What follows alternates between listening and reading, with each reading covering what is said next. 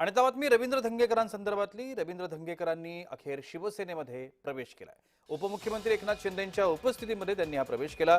पुण्यामध्ये हा काँग्रेसला सगळ्यात मोठा धक्का समजला जातो। पुण्यामध्ये रवींद्र धंगेकरांनी काँग्रेसमधून शिवसेनेमध्ये प्रवेश केला। ठाण्यामध्ये हा प्रवेश संपन्न झाला। उपमुख्यमंत्री एकनाथ शिंदे आणि शिवसेनेच्या कार्यकर्त्यांच्या उपस्थितीमध्ये हा प्रवेश संपन्न झाला।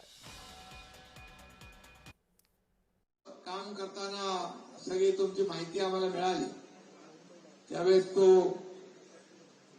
आपल्याला माहित आहे की ती पोटनिवडणूक गाजली, पण एवढं सगळं करून पण रवींद्र धंगेकरने बाजी मारली आणि त्या ठिकाणी खऱ्या अर्थाने लोकसेवक काय असतो हे दाखवलं। आणि आता तुम्ही शिवसेनेमध्ये आलेला, आता लोकांना कळेल हु इज धंगेकर।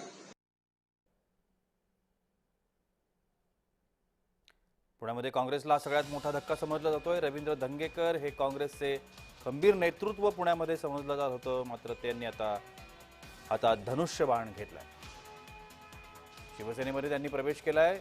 उपमुख्यमंत्री एकनाथ शिंदे आणि शिवसेनेच्या पदाधिकारी कार्यकर्त्यांच्या उपस्थितीमध्ये ठाण्यामध्ये रवींद्र धंगेकर यांनी शिवसेनेत प्रवेश केला।